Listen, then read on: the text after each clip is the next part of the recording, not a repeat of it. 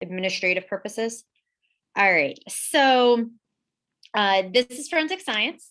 So I put together a brief presentation to show all of you, and then I'll show you the Canvas page as well. So myself and Miss Mehta both teach the class. So your student potentially had Miss Mehta in chemistry when they were a sophomore. So this is my 14th year teaching forensic science. And prior to joining PHS in 2013, I taught in Philadelphia. I also taught forensics there. I taught biology. I taught chemistry there as well. I attended Temple University, and my undergrad was in bio, and the master's in education. And then I went to UPenn and did a master's in chemistry.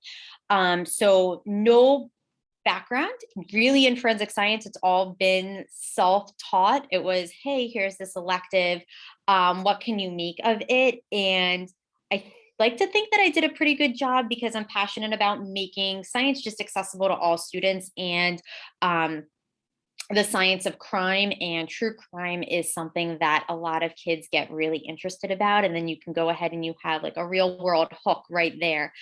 I love being outside, and my son is 4 years old. So I'm really excited to have Miss Mehta teaching forensics with me for the second year because of her very robust chemistry background. It's been like a really nice blend of my bio and her chem. So up until this year, until 2019, forensic science was only a semester long. And I pleaded with the district to let me make it a full year course, because really there is just too much to do in a semester. The first year that I went full year was the 1920 school year, and it got cut short. And then last year obviously was very different experience. So I'm really excited to be back and to hopefully execute the whole course as I have always envisioned it would be executed. So I really wish we could be in person. I'm sad that we're not, because I'm only in one classroom this year, which is super exciting, and I only share it with Miss Mehta. So we have put a lot of work into making it a really creative learning space. Off to the side here, we have a bulletin board that's going to be introduced to your students soon. You can see all these little pictures. They are mug shots. We got celebrity mug shots offline. And then we have a picture of Barbie and Ken. Ken is our victim. And it's called Calamity in Atlantic City. And over the course of the school year, as students learn how to analyze different pieces of evidence, they are then going to be able to piece the pieces of this bulletin board puzzle all together. After we do each piece of evidence, they're then going to go ahead and get this statement that the suspect goes ahead and issues to the police. And then you can see in the corner off to the left-hand side, there's like a makeshift whiteboard that has what we've been doing the past few days. And then across the top, your students all made fingerprints. And on these fingerprints, they wrote all of the reasons why they are unique. And so they decorate all of that empty white space in our classroom, and they're colorful and they're pretty. Also in 2019, when I had envisioned this class going full year, I applied for a grant from the Princeton Education Fund and was granted the money to buy 130 different true crime novels. Yesterday and today, your students have perused the novels. I took them all off the shelves and laid them out around the room so they could see the cover, pick them up, read the back, whole 9 yards. And they are going to check out a book for the school year. And then in May, they will have read, by May, they should have read the book, and they'll link it back to something that we learned over the course of the school year and do like kind of like a book fair presentation. They seem really excited over it. They're fighting over different titles to the point that some of them have said that they are just going to go ahead and purchase their own novel so they don't have to deal with somebody else possibly getting their book. The other thing that we're working on is establishing classroom norms. So I do not give tests in forensics. It's all about group work. All forensic science and science in general is about being part of a team and trusting the people that you are with. So at the beginning of the school year, we did what was called speed dating, and I set them up in rows, and they had questions that they needed to ask each other. And from those questions, they went from person to person. They had a 3-minute timer. They then developed what we called their ride or die list. And so those were the people that they wanted to be with. And to the best of my ability, I tried to meet them most of the way with at least one other person in a group of 3 that they would feel comfortable being with for the whole marking period. And we'll change it up Q2. But we've been talking about what makes good group work. So this is our preliminary list here that your students have helped develop. And they're also working on creating a group work rubric. And that's the rubric that I'll use to go ahead and assess their group work on. So I really want it to be a collaborative experience between them and me. So it's more meaningful to them.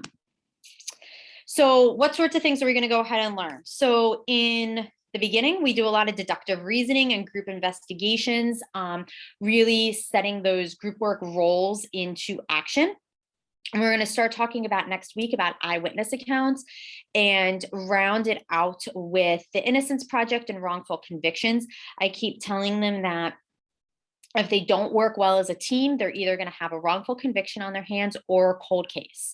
And we also, your class isn't going to start until tomorrow, listening to the podcast Serial, which is the case of Adnan Syed, who is in prison for murdering his girlfriend in high school, but it is being appealed at the current time. So we're going to follow that case. We kind of lucked out with, in a matter of speaking, with the Gabby Petito case. So we have actually jumped right in and started following that day by day, the second week of school. We're also going to do crime scene processing.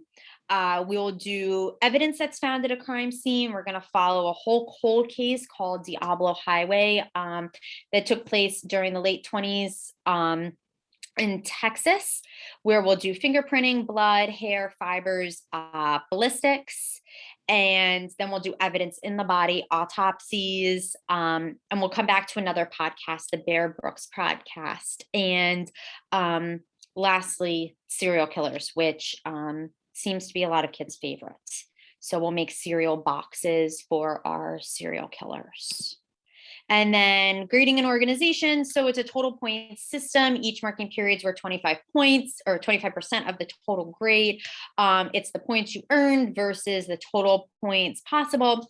They keep a composition book. I keep a composition book. And so their composition book should mirror mine.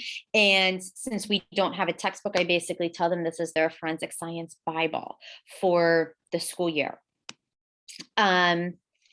Here is our Canvas page. So the one, they have to fill out their book Google form by the end of the night tonight. So I can start sorting the books tomorrow. And then they had another assignment. So we're working on good email writing. So the importance of good communication skills. So they're all writing me an email to introduce themselves and tell me a success and a struggle throughout the school year. And then here's our little Bitmoji crime scene. This is Miss Mehta. We're reversed on her page.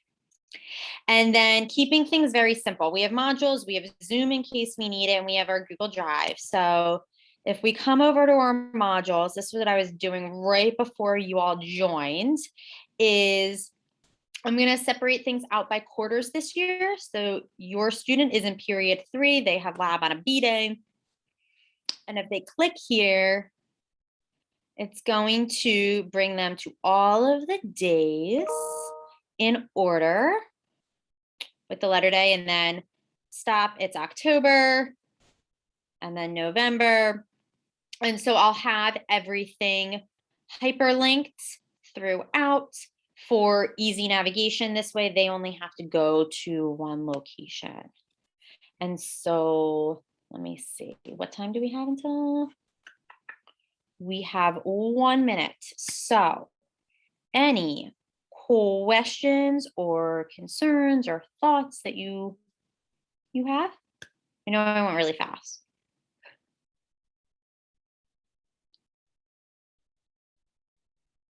No?